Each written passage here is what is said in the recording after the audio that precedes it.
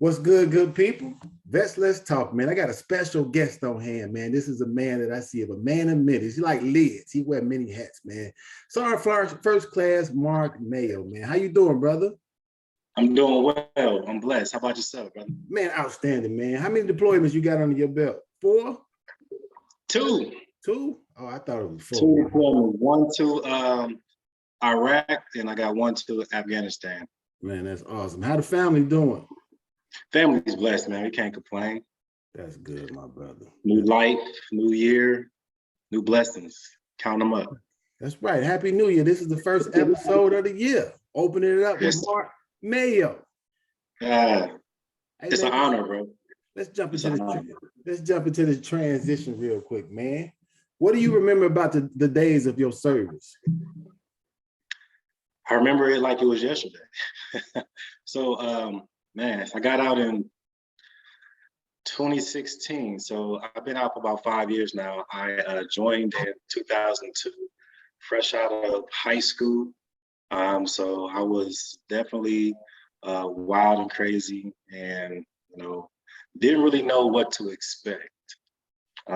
Seen a lot of things going on like TV and stuff like that, like the boot camps and stuff like that. So that was what I kind of envisioned when I was going to, when I decided to go in.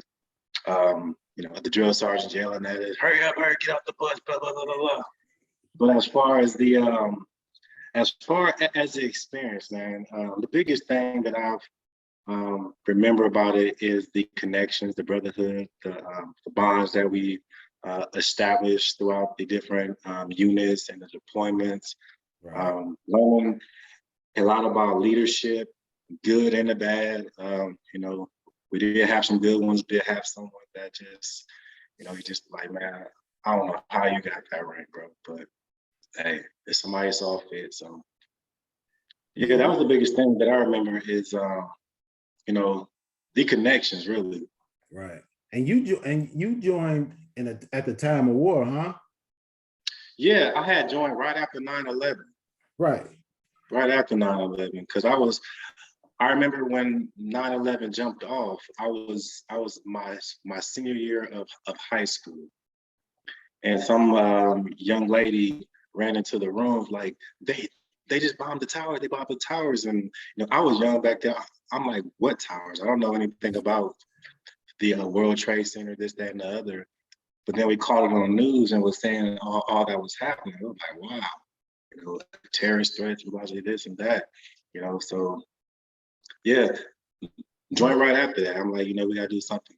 We can't just continue to have these incidents on our home front, because I want to protect my family, because I want to make sure that, they're safe, friends are safe, and things of that nature. So yeah, right after 9/11 is when I joined.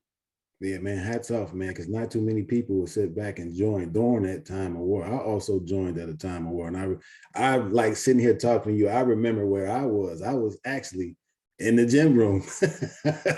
I was in the gym room, and they shut the whole city down, so I had to hurry up and rush back home, man. Let's jump into this next question. Okay. Yes, sir. What were some fears that you had transitioning out of the Army, if any? I mean, the biggest fear is the unknown.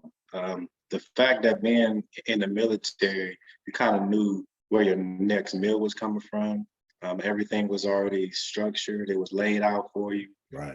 Paychecks was coming in on a timely manner. The first and 15th, you already know that, those are checks going to hit that deposit, hit that bank account. So when I transitioned out, they were telling me that I will miss a couple months as they transition my pay. So I had to think about, okay, not only that, because I got family, wife, kids, house, things of that nature. And then what was I going to do next? Right. Because I had planned on doing 20 years. That was my goal. After I had re-enlisted for my last time, I was like, I'm already 14 years in, 1 or 2 more re-enlistments, then I'll be good. I'll be set. So when they mad boarded me, I'm like, man, am I ready? You know, what is life going to be like on the outside in the civilian sector? So again, because I joined the military when I was 18, turning 19. So in my mind, mentally, I was still a boy living underneath my mom's roof. I mean, in their basement actually. Right. Um, but yeah, as far as the responsibility and taking care of the family, I had to figure out what the next plan was. And so that was the biggest fear is what's next?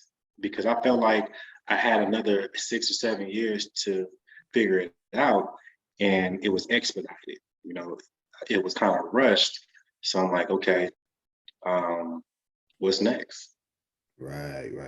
So you had a job when you left the military. You had found you a job when you got out of the military, right? I didn't. Huh? Um, no, no, sir. So when I first joined the military, they had given you this thing where you have a guaranteed job whenever that you get out based off of your MOS. But that was back in Columbus, Ohio, my hometown, and that was with Sears. You know, that was 14 years ago. But now, when I was getting out, there was nothing that was set up for me. Um, yeah, so there was no job that I had lined up in order to transition right into. Have you And ever? like, and honestly speaking, I didn't even know whether I wanted a job. Right. You know, because after working 14 years, I kind of felt like, you know, let me take a break. You know, let me live at home for a while, enjoy the family because you know you gotta. I'm a homeowner, so I got my kids. You know, there's like so much different things that I could do at the house, and I don't even have to worry about the 9 to 5s, dealing with bosses and employees and things of that nature. Did you ever find a job after getting out? I did. So when I transitioned out, the first thing that I did was with the military, they have you do like a resume in order to help you transition. And so you build your resume, you apply for different jobs based off of what you were doing while you were in. Right. So I applied for quite a bit of different things, but nothing just kind of just pulled me in that direction. And the pay wasn't really all that great. You know, being like an E7, you know, we had a nice little a chunk of change, but transitioning into the civilian side, they would offer me, you know, half of what I was getting in the military. If I was thinking about BAH, you know, some base pay and all that, so that stuff. So I would have been taking a drastic pay cut for what I was applying for. So what I did was I went to school in order to get a finance degree because my goal was to get into the stock exchange or doing like some financial advisory, some things of that nature. Because what I did was I made sure that all of my bills were paid prior to me getting out. That way, that during those few months of me not getting money or getting paid, that it wouldn't be a burden on my family. So I had paid off all of our credit cards, all the car notes and stuff was so the only thing that was really left was my mortgage. Preparation. Yeah, preparation, man. Hey, I need to know about this good old business you got going on, man. Walk me through what do you do for your business, man? Yeah, so when I transitioned out of the military, so again, I didn't know what I wanted to do. So I went to school for like a finance degree because I was very interested in finances, money management, also helping soldiers and young adults to become financial literate when it comes to budgeting, investments, and things of that nature. But then I find myself not really enjoying being behind a desk. Right. So number crunching and sitting behind the desk, it just wasn't really my cup of tea, because being in the military, I was very active. I was working out on a daily basis, in the field, down in the motor pool, turning wrenches with the soldiers. I rarely sat behind the desk, even though that my job kind of wanted me to like push up these reports in the meetings or stuff with the first sergeant, battalion sergeant major. I'm like, I'm out there on the floor with the soldiers. So the transitioning, I had did the school thing. That didn't really cut out the way that I wanted to. So then I went to work for a GS position, Right. which was similar to what I was doing in the military, sending out data reports about maintenance. So I did that for about 3 months, but the whole time I'm saying, this can't be life, because I got a whole bunch of coworkers that are next to me who are way older than me, and they've been stuck in that job for like 10, 15, 20 years, and they were just literally, some could say stagnant, but they were satisfied. I'm like, man, there is way more to life to just sitting behind this desk. So, so I just had to, ponder about, what is my passion? What's the passion? What's the goal? What's the dream? Before you jump What am off, I? before Where, you before you jump off into like what you felt passionate about, you being a E7 in the military and you coming off working for somebody, how do you view civilian leadership? oh, so man, honestly speaking, I can't say that I've been under any type of civilian longer than those 3 months, because even when I was in that GS position, those were retirees, so they were still military mindset. Um, but still, it's if I have to give an answer, they're not as competent or as consistent as in the military. Right. They give a lot of passes when it comes to discipline and when it comes to setting those standards. Um, the employees make up like a lot of excuses of why this, why that, and the center leadership is like, oh, I understand, blah blah blah. But yeah, Okay. that's my view, because so again, me personally, I mean, you know me, I don't really do well with weak leadership per se. So I've always in my own mind been my own boss. Right. So I have that alpha mentality where we have to do what makes sense, get the job done by any means necessary. We could talk about it later, but right now the job needs to get done. The mission needs to be Right. accomplished. Yeah. Now, okay, now walk me into your passion, man. I'm Oh sorry to yeah. cut you off, my brother. All good, baby. It's all good. So the passion, man. So pondering about, what the passion was, what I can see myself doing for the rest of my life, the rest Right. of my days, what to hand out to the family generation to come. I just felt like what's the need? What does the world need? What does the world value? And what is it missing?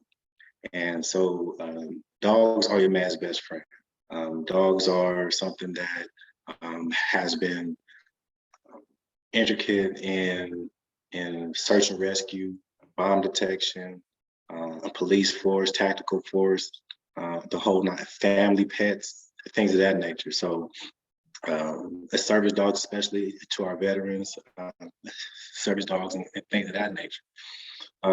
So like very many of us, we grew up with dogs all of our lives, and they've always been like, family to us. They stick close to you better than a brother or sister. They never talk back when you tell them a secret. They can keep a secret from you, for the lack of better words. But yeah. So deciding how to build the relationship between canine and and human, bridge that communication barrier was something that I really just had a passion for it, because for one, I wanted to be a better communicator with the dog that I had now. So I started with me, and I knew that the problems that I was having weren't uncommon, and it was similar problems that other people can actually share, the same interests that other people share as well. And because I've also did some research, and our shelters are overpopulated. People are backyard breeding. Breeders are just breeding, just for money and things of that nature. So we have a lot of dogs that are out here in the world that is, you know, kind of very similar to our children sometimes. Because we have young parents who just don't know how to parent because they were parented based off of how they were raised per se. And it's not saying that it was all bad or whatever like that, but it wasn't all good neither. Right. And if they knew better, then they would have done better. So I just did some research, and I educated myself, and I continue to do that in order to be a vessel for, or like that bridge between family and the canines. So do you think the military gave you the necessary tools to be an effective leader in your home? I'm gonna say two things: home and business. I can say effective leader in my home. I can't really say that. Okay. Not really, because of the fact that my wife and my kids always tell me, I'm not one of your soldiers. I'm not one of your soldiers. You know what I mean? Right. So yeah. So in a sense, not really, because the military kind of makes you hard in a sense. Exactly. It doesn't give you like that sensitive side, or that emotional side that our kids and our wives need in order to communicate effectively to them. So this transition, and actually seeking counseling to kind of become a better husband, become a better father, because again, the military kind of takes you away from it. Yes. They make it so that your brothers in arms are your family, so that your soldiers are your kids, and so that your counterpart, or so your first sergeant or whatever like that is your spouse, for lack of a better word, depending on your rank. So as far as being a family man, now the military doesn't teach you how to take care of your family. Yeah. I asked that, I asked that for a reason, because that's another transitional point that a lot of military personnel have hard, because especially once you reach that NCO status, that kind of carries over into the household. You have the tendency to think that you're talking to your soldiers most of the time, and things are going to be done directly the way you got that hand. Get it done, and get it done right now, or else. And it's kind of hard for, especially sergeant first class, sergeant majors, first sergeants, captain, is going to be done in this order and just like that. So we have to find ways to bring effective communication. Yes. Because they don't think like we think, because they haven't been put in a position to think that way. And that is not really a normal way to think, because not when I was in, there were no real classes to sit back and teach you how to transition from the military to your household. And and in a lot of sense, at the time that I was in, divorce was at an all-time high in the military. Yeah. And I think a lot of that was based upon how the military person was running things as far as what they did. But you go ahead on with Not just that, bro. But I think that when it comes to family, the military always says put the mission first. So if the mission is first, then the family can be first. So they will pull you for deployments, they pull you for duty, they have you stay late for no apparent reason at all, where you're just sitting there twiddling your thumbs, like, what are we doing here, right? All the time that your wife is at the house, saying lonely. Right. When you're deployed, your wife is at the house, taking care of business, holding down the household, and not very many spouses are strong enough to like wear that hat. They need like that person next to them to like cuddle up at night. So, and also, cause like I think like another thing is that a lot of soldiers just get married for that paycheck. They want to get out the barracks, so they just find some random female that they find either in the club somewhere, and like, oh, let's get married, and like the females are always going to be game for it because they understand the benefits of marrying like a soldier. They get that military card, they get a free dental and some free health insurance and all the other things. So yeah, but there's no romance, there's no love involved. It's all about the benefits. Right. That's why there was also so many contract marriages with our young soldiers. There's always, soldiers who go to like Germany and these European girls already know the game. Yeah. Korea's, Korean, they already know the game. Right. So I'm not gonna say that they've been bred that way, but they're doing what is best for them as well. And love is secondary, so if they just happen to fall in love with you, great. But really, they're just trying to get stateside. Right. So what about being effective in your business? So I would say yes when it comes to being effective in my business, because it does teach you, staying on the schedule, structures, getting up early, staying up late, it's accountability, following up, sending reports, holding your employees to a high standard and like setting them up in order to take your spot. Because that's how I was in the Army. Saying even though I was a motor sergeant, I would always groom my lower enlisted NCO in order to take my job. So he knew everything that I was doing. He knew everything that I was doing, just in case, I wasn't there that day because of meetings. He knew how to run the motor pool, or because I was in preparation for elevation. So I wanted him to or her to elevate with me. So as I began to run up the ranks, they ran up the ranks with me. Right. So definitely it taught me how to, it's not just about me. It's always about the team behind you or the team that's underneath you. You gotta birth what is inside of them so that they can grow as well. That's powerful. That's powerful. So hey, check me out.